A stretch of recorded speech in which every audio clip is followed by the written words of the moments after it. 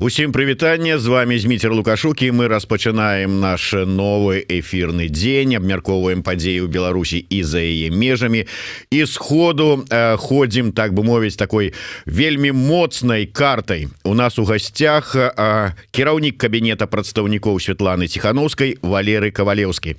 Добрый дзень, спадар Валеры. Добрый день, спадар Зміцер. Ну, віншую вас найперш з усімі прайшоўшымі святамі. Ну і так подазраю, што асабліва адсвяткаваць у вас не атрымалася, таму што самы пачатак новага года і вельмі шмат гарачых і актуальных падзеяў. Таму давайте, можа быць, самай такой першай, звязанай з тым, што адбывалася ў Казахстане. Вось гэтыя падзеі, казахскія падзеі, яны нейкім чынам перабілі беларускую повестку дня на міжнародным узроўні, маю на ўвазе. Я б не сказаў, што гэта сапраўды так. Мы бачым такую досыць спакойную рэакцыю, ці можа такую трохі сцішаную рэакцыю захаду, у асаблівасці Еўрапейскага Звязу, Злучаных Штатаў ці НАТО на тое, што адбываецца ў Казахстане, і нават удзел АДКБ у гэтай аперацыі ён не выклікаў нейкай такой бурнай рэакцыі з боку захаду. Беларускае пытанне, я лічу і адчуваю, што яно застаецца на сваім месцы у парадку дня. Канешне, мы не можам казаць, што гэта першыя радкі, але тым не менш мы адчуваем, што па-ранейшаму Беларусь выклікае спакойнасць, што краіны захаду, Еўрапейскім звязе і в іншых краінах разумеюць неабходнасць працягу ціску на рэжым Лукашэнко, што трэба рабіць і практычныя захады па падтрымцы беларусаў. Таму я сказаў, што ніякім нам стратэгічна. Так, на жаль, у нас праблемы з сувяззю нечакана ўзніклі, дакладней не ў нас, а я так подазраю, што ў спадара Валера зараз будзем бачыць, абарвалася зусім? Не, ну, будзем спадзявацца, што зараз адновіцца сувязь. Я уже на сувязі, вы мяне бачыце? Да, бачу, чую, нешта там трошки невялічкі, як это ў нас кажуць, затыкі адбыліся, але тым не менш працягваем. Ці магу я переключыцца на іншы?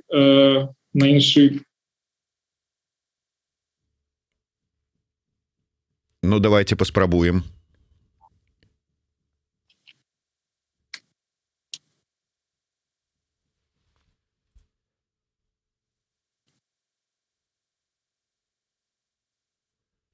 Ці вы мяне чуеце, бачыце? Так, чуем. Наколькі... Да, чуем, бачым. Добра, давайте, спадар Валер, может быть, далей. Я думаю, что вы чулі гэтыя словы, ну, я не ведаю, як тут правильно сказать, может быть, крыху непаразумення ў тым сэнсе, што вось пачаліся падзеі ў Казахстане, а наши прадстаўнікі, лідеры дэмакратычных сіл Беларусі, ну, нейкім чынам не выявілі сваю пазіцыю ў тым сэнсе, што не выказалі падтрымку казахскаму народу, ну і гэтак далей, гэтак далей. Як вы лічыце, ці, ну, справядлівыя гэтыя папрокі? Я не думаю, что это папроки справедливая. Позиция была заявлена, позиция общества Светланы Ціхановскай и іншыя дэмакратычныя силы долучились до этой позиции. Мы, безумоўно, выступаем за то, что протест — это легитимная форма выказывания грамадзянской позиции людей, и особливо у аўтарытарных сістэмах это фактично з'яўляецца адзінай формай выказывания грамадзянской позиции, бо дэмакратычныя інстытуты не працуюць, процедуры не працуюць. Таму да гэта трэба ставіцца з павагай. Але сітуацыя ў Казахстане таксама развівалася не ортодоксальна. Яна літаральна за адзін тыдзень пачалася з мірных пратэстаў, а скончылася военной интервенции замежных краін для того, каб зрэагаваць на нібыта знешнюю агрэсію. Хотя мы бачым, что такой агрэсіі не было. І безумоўна, што гэта стварае такі вельмі дынамічнае асяроддзе, на якое рэагаваць было досыць складана, у тым сэнсе, што мы павінны былі там кожныя 2-3 гадзіны выказваць нейкае новае меркаванне. Зноў жа, кожны народ, кожны грамадзянін мае права на пратэст, і гэтае права павінна паважацца, і ні ў якім разе тое, што адбывалася ў Казахстане, то, што з'яўлялася відавочна внутрыпалітычнай тэмай не магло стаць падставай для военнага ўварвання замежных краін. Вот ўсё ж таки пазіцыя офіса, і я так разумею, што не толькі ваша, што тое гэта увядзенне сілаў АДКБ, гэта вайсковае ўварванне. Так, безумоўна, гэта інтэрвенцыя, якая нічога супольнага не мае з міратворчай аперацыяй, як гэта спрабуюць прадставіць беларуская прапаганда ці расійская прапаганда. Гэта менавіта военная інтэрвенцыя для рэагавання на ўнутрыпалітычны крызіс. І гэта абсалютна недапушчальна, і гэта не адпавядае мандату АДКБ. Ну што ж, дарэчы, вельмі цікавая пазіцыя прадстаўніка беларускіх дэмакратычных сілаў, прадстаўніка офіса Ціхановскай. Я хочу зрабіць такі невялічкі анонс. О 15 гадзіне по беларускім часе у нас у эфіры павінен быць, калі там з інтэрнэтам будзе ўсё нармальна, казахскі палітычны аглядальнік, былы эксперты, аналітык Савета бяспекі Казахстана Аскар Нурша, і распытаем у яго, як яны там у Казахстане ставяцца да ўсяго таго, што адбываецца. Ну а я хочу адразу звярнуцца да наших слухачоў і гледачоў. Подписывайтеся на наш YouTube канал. Дзякуючы вашай подпісцы мы будем дапамагаць, вы будете дапамагаць прасоўваць наш телеграм-канал, каб больше гледачоў змаглі далучыцца і пачуць гэта ўсё. Тым не менш, спадар Валер, як вы лічыце, зараз вось на фоне усіх гэтых падзеяў у Казахстане, вось гэтай аперацыі, так бы мовіць, АДКБ, з Крамля ад Пуціна прагучалі такія словы, прапанова нібыта размясціць сілы АДКБ на тэрыторыі усіх краінаў удзельніц гэтай арганізацыі, каб, маўляў, аператыўна можна было рэагаваць на розныя такія пагрозы знешніх там выклікаў, каляровых рэвалюцыяў і гэтак далей. Як вы лічыце, наколькі гэта небяспечна для Беларусі і ўвогуле, ці можна што-небудзь зрабіць у гэтай сітуацыі, каб такога не дапусціць? Безумоўна, гэта не адпавядае нашим нацыянальным інтарэсам, больш за тое, гэта падрывае самастойнасць, суверэнітэт, незалежнасць Беларусі. Не буду казаць за іншыя краіны, яны самыя могуць выказацца на гэты конт, але для нас гэта абсолютно недапушчальна. У нас ёсць свае ўзброеныя сілы, і іх мэта іх стварэння і існавання менавіта супрацьдзеянне знешняй агрэсіі, абарона суверэнітэта, незалежнасці Беларусі. У нас няма ніякай патрэбы ў тым, каб гэтыя сілы АДКБ размяшчаліся на нашай тэрыторыі. Мы разумеем, што гэта будуць не сілы АДКБ, это будуць перш за ўсё расійскія сілы. Гэта такім чынам стварэнне нейкай прасторы, нейкай легітымнай магчымасці для Пуціна з тым, каб размясціць расійскія войскі на тэрыторыі суседніх краін. Фактычна гэта аднаўленне сістэмы Савецкага Саюза, калі савецкія войскі базіраваліся на тэрыторыі іншых краін, на тэрыторыі Рэспублік Савецкага Саюза. Таму это абсолютно недапушчальна, мы павінны к этому супрацьдзейнічаць. Я думаю, што і іншыя кіраўнікі дзяржавы, нават Лукашенко, не будзе шчаслівы ад такой прапановы і будзе усялякім чынам супрацьдзейнічаць ёй. Ну што ж, будзем глядзець, тым больш, што сапраўды, нават калі глядзець па колькасці тых вайскоўцаў, якія былі накіраваныя ў Казахстан, пераважную большасць складалі вайскоўцы расійскія. Такім чынам, калі будуць размешчаныя гэтыя сілы АДКБ, то гэта будуць, ну, лічы, фактычна расійскія вайскоўцы на тэрыторыі іншых краінаў. І такім чынам вяртаемся ізноўку да тэмы стварэння расійскіх вайсковых базаў на тэрыторыі Беларусі, а ці яно нам трэба? Ну і, дарэчы, тут трэба нагадаць, што насамрэч Беларусі ніхто не пагражае звонку. Няма пагрозаў ні з боку Літвы, ні Латвіі, ні Польшчы, ні Украіны, ні НАТО як блок не пагражае Беларусі. Ёсць толькі адна краіна ў нашым рэгіёне, якая вельмі часта ўжывае сілу для таго, каб прасунуць свае нацыянальныя інтарэсы, і гэта Расія. Вельмі часта, і я сказаў, часцей, чым радзей, з парушэннем міжнароднага права, з парушэннем міжнародных дамоўленасцей. супольнасцю. І калі вяртацца да сітуацыі з Казахстанам і з удзелам беларускіх войскаў у этой аперацыі АДКБ по ўварванні ў Казахстан, мы можем говорить не только про порушение международного права, можем не только казать про отступление от мандату АДКБ, а перш за все повинны казать про то, что порушается Конституция Беларуси, где замацавана на сегодняшний день с 94 года замацавана імкнение да нейтралитету. И такая операция відавочным чынам порушае гэта імкнение да нейтралитету.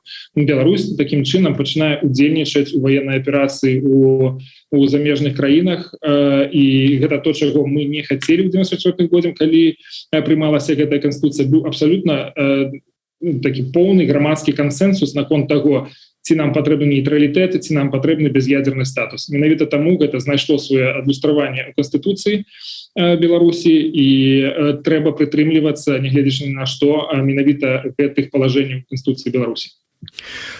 Ну что ж, да другой темы, і, дарэчы, можа быть, я крыху пераскачу, задам пытанне, якое хацеў задаць пазней, але вось наш глядач пад нікам Таня вельмі настойліва пытаецца і просіць, каб агучыла яе пытанне, якое сэнс якога ў тым, чаму Ціханаўская схавалася, чаму толькі Кавалеўскі па інтэрв'ю ходзіць. Ну, Кавалеўскі па інтэрв'ю не ходзіць, ён сядзіць у нас на сувязі з ім па зуме, гэта я да яго звярнуўся з просьбай выйсці да нас у эфір, так, але ўсё ж такі, калі казаць пра Святлану Ціханаўскую, я так ўсё ж такі мяркую, вы як кіраўнік кабінета, увогуле, там, скажем, людзі, якія займаюцца планаваннем яе візітаў, ужо маюць нейкія прыблізныя планы. Ці можна сказаць, вот, што плануецца бліжэйшым часам, якія там паездкі, сустрэчы у Святланы Ціханаўскай?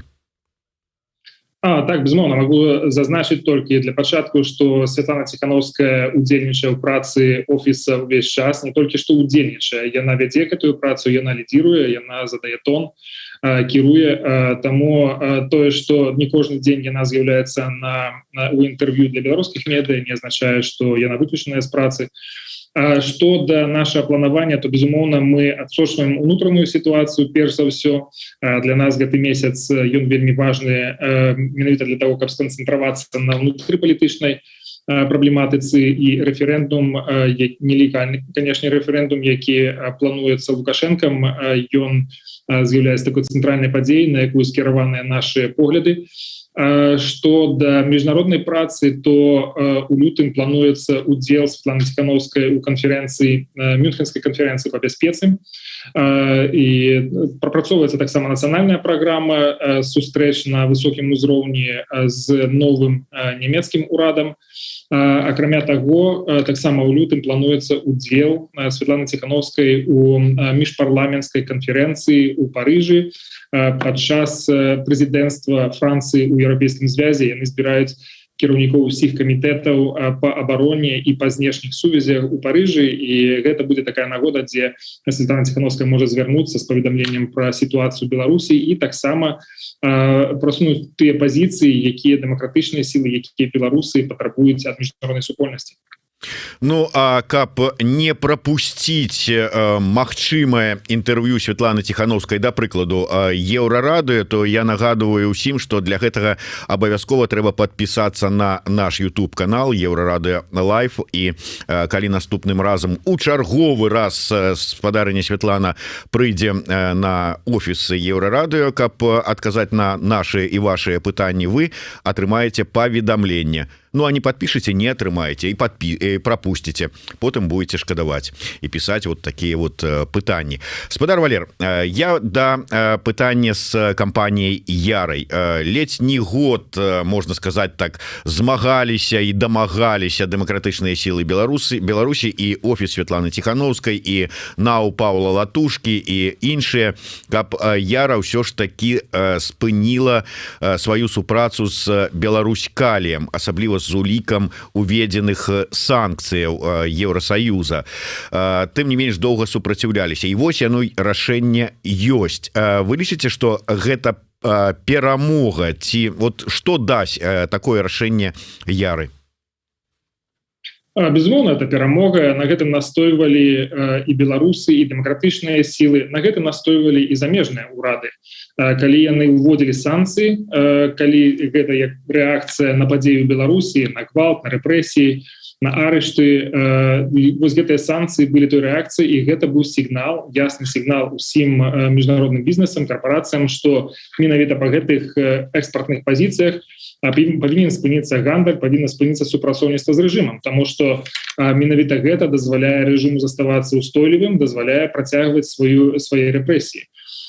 Таму тое, што Яра ўрэшце рэшт пайшла на гэты крок, вельмі важна, бо беларускі калій з'яўляецца адным з самых важных крыніц замежнай валюты для рэжыма, і это тое, што падтрымлівае яго. Канешне, мы чакаем, што звужэнне вось гэтай базы пакупнікоў прадукцыі беларускалі будзе ціснуць на цану, будзе ціснуць на цану ўніз, і такім чынам будзе прымушаць беларускалі задумвацца пра свае прыбыткі. Гэта будзе адлюстроўвацца на пазіцыі ўрада, на пазіцыі рэжыма Лукашэнкі, які будзе вымушаны ўлічваць гэта, і ўсё гэта ў суме, там крок за крокам, цаглінка да цаглінкі, яно выбудоўвае той ціск, які прымушае Лукашэнку задумвацца пра наступствы сваёй палітыкі. І не толькі Лукашэнку, але таксама і тыя эліты, якія яго акружаюць, якія яго падтрымліваюць. Таму для нас гэта рашэнне вельмі важнае. Безумоўна, што ў ім удзельнічалі і ўсе дэмакратычныя сілы, вельмі шмат намаганняў прыклалі дыяспары.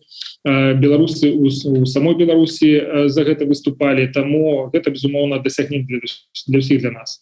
Спадар Валер, тым не менш, нават незалежныя эксперты даволі скептычна ставяцца да таго, які вынік ад уведзеных санкцый. Я просто зараз мне цікава, вы сказалі пра тое, што нават Лукашенко пачынае задумвацца, а па чым гэта бачна? Вось якія прыкметы вы бачыце таго, што Лукашенко з гэтай нагоды пачынае задумвацца? Перш за ўсё, гэта даволі нервовая рэакцыя на тое, што ўводзяцца санкцыі. Мы бачым хвалю за хваляй кампаніі ў Беларусі супраць санкцый, нягледзячы на тое, што на афіцыйным узроўні заяўляецца пра тое, што санкцыі ні в якім разе не могуць пашкодзіць устойлівай і самай паспяховай свеце беларускай эканоміцы. Тым не менш мы бачым эту нервовую рэакцыю. Я б нават сказаў, што вось гэта міжнародныя дзеянні Лукашэнкі, якія мы бачым за апошні год, гэта таксама рэакцыя на ціск, гэта таксама рэакцыя неўпэўненасці ў тым, што Лукашенко захоўвае кантроль. Я пералічу гэтыя тры падзеі, важнейшыя падзеі за мінулы год.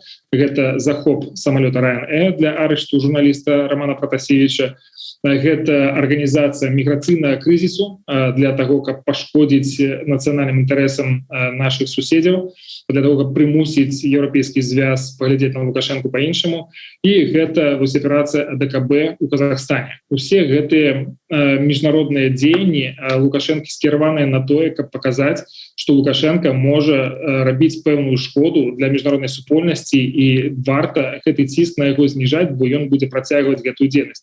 Усё гэта праявы яго неўпэўненасці, усё гэта праявы яго жадання пазбавіцца ад гэтага ціску, пазбавіцца ад палітычнай, дыпламатычнай ізаляцыі і зняць санкцыі. Дарэчы, правільную заўвагу робіць адзін з нашых гледачоў, калі піша: Мазепін будзе задаволены.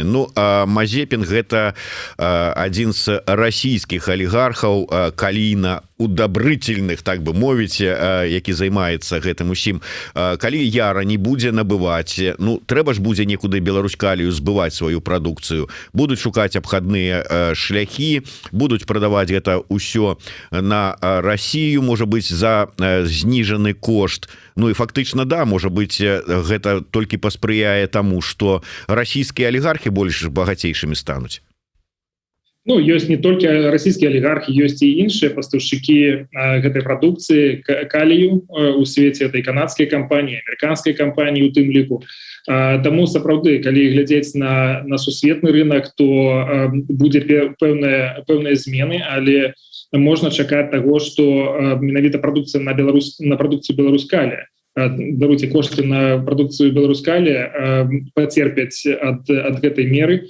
Тое, што яны будуць зніжацца, адпаведна будуць зніжацца прыбыткі рэжыма і валютныя паступленні.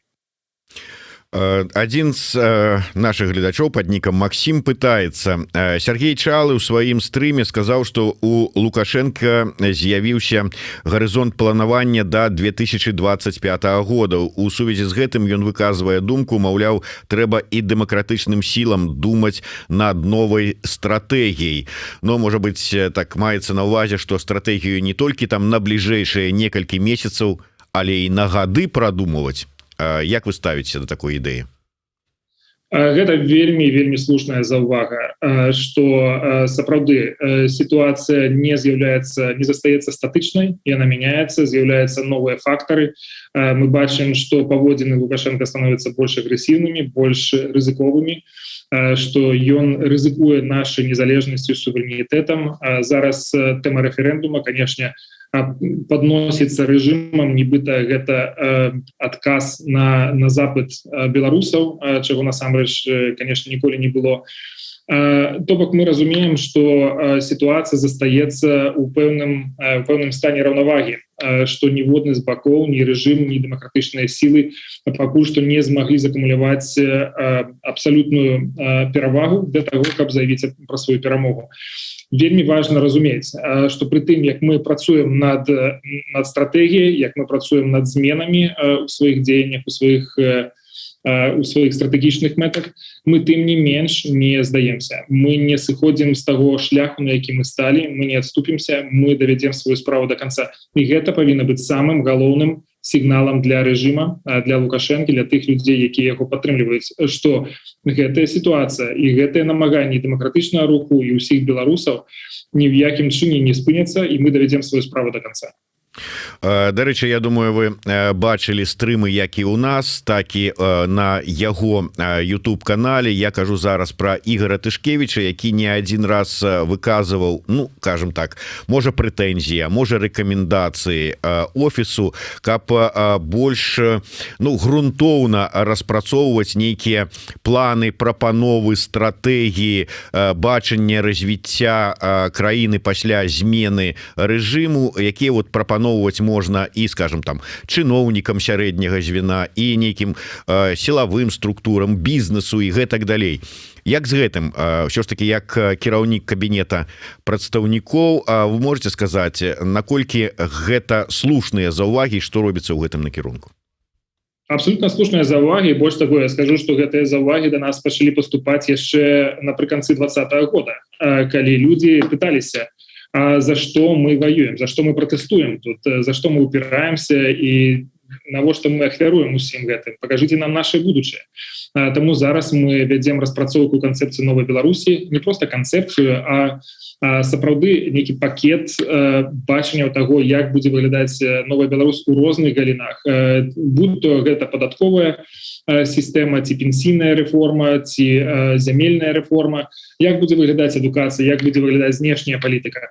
Пэўныя прадукты будуць выпускацца ўжо найбліжэйшым часам, але важна сказаць, што ўжо такую работу грунтоўную мы правялі. Напрыклад, той самы праект Канстытуцыі, координации якой займаецца Анатолий Лебедзькі, прадстаўнік Светланы Ціхановскай по канстытуцыйнай рэформе.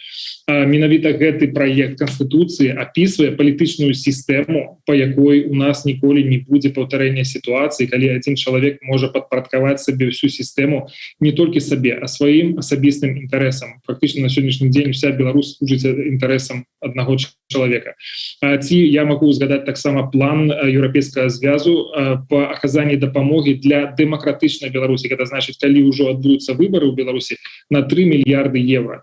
Гэта той конкретный пакет, это абсолютно предметная прапанова для Беларусі по стабілізацыі эканомікі, по рэфармаванні сістэмы дзяржаўнага кіравання, по інвестыцыях у інфраструктуру, у зялёную эканоміку, у лічбавую эканоміку. То бок пэўныя элементы гэта ёсць. Не могу сказаць, што у нас уже зараз ёсць поўнае бачанне таго, як гэта будзе выглядаць і што будзе рабіцца, але пэўныя элементы гэта ёсць. Мы таксама зараз пачынаем працаваць над, дакладней, дапрацоўваем элементы таго, як будзе выглядаць транзіт улады, як будзе выглядаць той перыяд да выбараў, не толькі пасля выбараў, але і да іх. Два пытання ці каментара, пытанні хутчэй за ўсё ад наших гледачоў, якія на першы погляд не звязаныя, але у прынцыпе іх можна даволі так звязаць. Лена Пим пытается: штаб Тихановской добивает санкциями свободу Беларуси. Это для того, чтобы быстрее сдать страну России. Стив пишет: спадар Ковалевский, кто есть Путин, Кремль для белорусов? Ворог ці сябар? Так вот, все ж таки, наколькі, на ваш погляд, сапраўды існуе пагроза, что санкции яны, як уже не один раз сказали, штурхаюць Лукашенко у абдымкі да Путина и до сдачи все больше и большей Беларусі России с одного боку, с другого. Ну вот ўсё ж таки, нягледзячы на тое, что вы там ужо на пачатку нашай размовы на гэтую тэму сказали некалькі словаў, але вот можа быть выразна позиция от офиса Светланы Тихановской. Все ж таки, для беларусаў вораг ці сябар? Безумоўна, то, что Лукашенко был вельмі близкий до Путина заўсёды. Все гэтыя гады его правления, 27 годов, не было больш пророссийская политика в Беларуси и няма, и не будзе, чым сам Лукашенко. И он подвёў Беларусь уже до вельмі небяспечнай рысы вельмі давно. Яшчэ до выборов 2020 года было відавочна. Мы памятаем усе протесты и супрацьразмяшчэння военных баз, и супрацьінтэграцыі. Усё гэта было на відавоку. Таму не санкции штурхаюць Лукашенко у бок России, а штурхае Лукашенко у бок России его здольнасць, его магчымасць праз палітычна, праз хібы палітычнай сістэмы прымаць рашэнні, якія ніякім чынам не заснаваныя на нацыянальных інтарэсах Беларусі. Менавіта таму нам трэба мяняць гэту палітычную сістэму, трэба новая канстытуцыя, якая будзе засноўвацца на нацыянальных інтарэсах, якая будзе дазваляць людзям прымаць наўпроставы удзел у кіраванні нашай дзяржавай і сачыць за тым, што дзяржава, што кіраўнікі ўрада адказваюць на запыт менавіта людзей, а не на асабістыя інтарэсы пэўных палітыкаў. Што да России, ці вораг яна нам, ці сябра, то, конечно, у России есть свои интересы. Гэтыя интересы часам легитимные. Это могут быть и внешнепалітычныя, экономичные, социальные интересы у Беларуси. И это то, что мы можем поважать. Але есть у іх и такие интересы, якія наўпрост супярэчаць нашему национальному интересу, супярэчаць нашему суверенитету и незалежности. И от таких интересов мы заўсёды будем отбиваться, мы будем супрадзейнічаць ім, каб яны ніякім разе не реализовываліся на территории Беларуси. Разом с тым мы разумеем, что Россия никуда не поденется, и что так ці інакш нам трэба будзе адбудоўваць адносіны пасля таго, як адбудуцца дэмакратычныя змены ў Беларусі. На наш погляд, гэтыя адносіны можна выбудоўваць абсолютно ў іншым ключы, каб яны былі прадуктыўныя, каб яны былі паважлівыя да інтарэсаў адзін аднаго, каб яны давалі больш бенефітаў, давалі больш перавагаў кожнаму з народаў. На сённяшні дзень гэтыя адносіны вельмі палітызаваныя, яны знаходзяцца ў закладніках у палітыкаў, якія вельмі часта адарваныя ад нацыянальных інтарэсаў.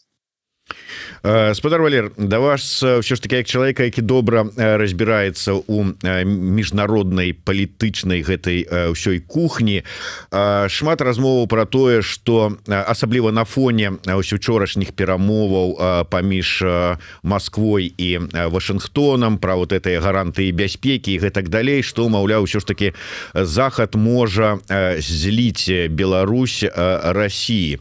Ці ёсць падставы для таких думок? Я абсолютно не згодны з гэтым, што Захад, ці то Злучаныя Штаты, ці Еўрапейскі звяз готовыя, як так кажуць зараз, зліваць Беларусь на карысць России. Ёсць прызнанне Беларусі як суверэннай незалежнай дзяржавы, ёсць палітычная падтрымка гэтага, якая пацвярджаецца літаральна штомесяц самымі рознымі палітыкамі на самым высокім узроўні. Ёсць пытанне рэпутацыі гэтых палітыкаў, інстытуцый, дзяржаў, у тым, як яны трымаюць сваё слово. Мы бачым по той пазіцыі, якую занялі Злучаныя Штаты на перамовах з Расіяй, што не збіраюцца Злучаныя Штаты аддаваць права выбіраць свае альянсы, скажем, Украіне ці Грузіі ці іншым краінам, толькі таму, што Расія гэта захацела, запатрабавала. Зноў жа, трэба адэкватна ацэньваць сілу Расіі і магчымасць дамагацца сваіх умоваў, сваіх інтарэсаў. Дык вось гэтыя магчымасці ў Расіі насамрэч досыць абмежаваныя. І мы бачым вельмі шмат крыку, гвалту і шуму з боку Расіі, і такая досыць гістарычная паводзіна на сённяшні дзень, як мы бачым па падрыхтоўцы да гэтых перамоваў. Але у Вашынгтоне, у Брюсселі і в Лондоне сядзяць людзі, якія добра ацэньваюць і патэнцыял, і магчымасці Расіі рабіць такую шкоду. Таму, зноў жа, вельмі важна пры ацэнцы такіх наступстваў, акалічнасцяў даваць адэкватную ацэнку. Вельмі небяспечна недаацэньваць, але вельмі небяспечна таксама і пераацэньваць магчымасці сваіх апанентаў. Я думаю, што Злучаныя Штаты, Еўрапейскі звяз даюць досыць адэкватную ацэнку таму, што можа і чаго не можа зрабіць Расія.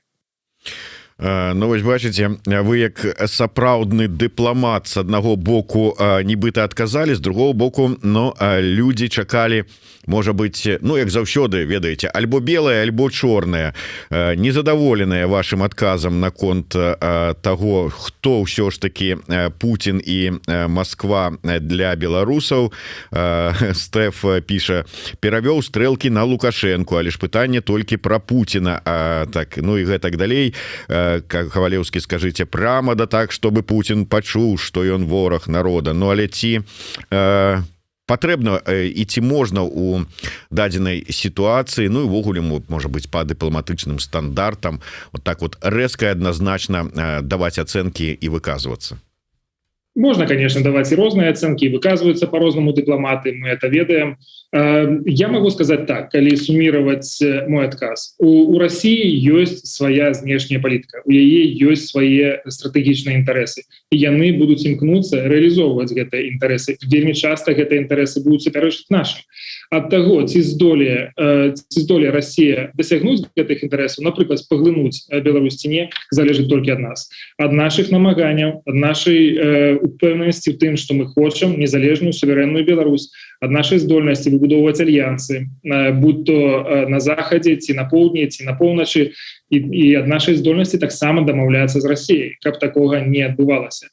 То бок, зноў, мы маем Расію, якая хоча свайго, але мы маем таксама свае ресурсы, мы маем свае пазіцыі, мы маем свае інтарэсы, і мы павінны іх адстойваць. Трэба мабілізацыя, трэба упартасць і, конечно, трэба інтэлект. Ну і на завяршэнне, спадар Валер, тут вот было пытанне, паспрабую знайсці, не знайду, ну коротко перакажу. Там чалавек пытаўся, ці будуць, так, зараз, дзе это, будуць другасныя санкцыі з США уведзеныя. Так, вторычныя санкцыі США будуць, вось пытаўся Смірнов, наш глядач.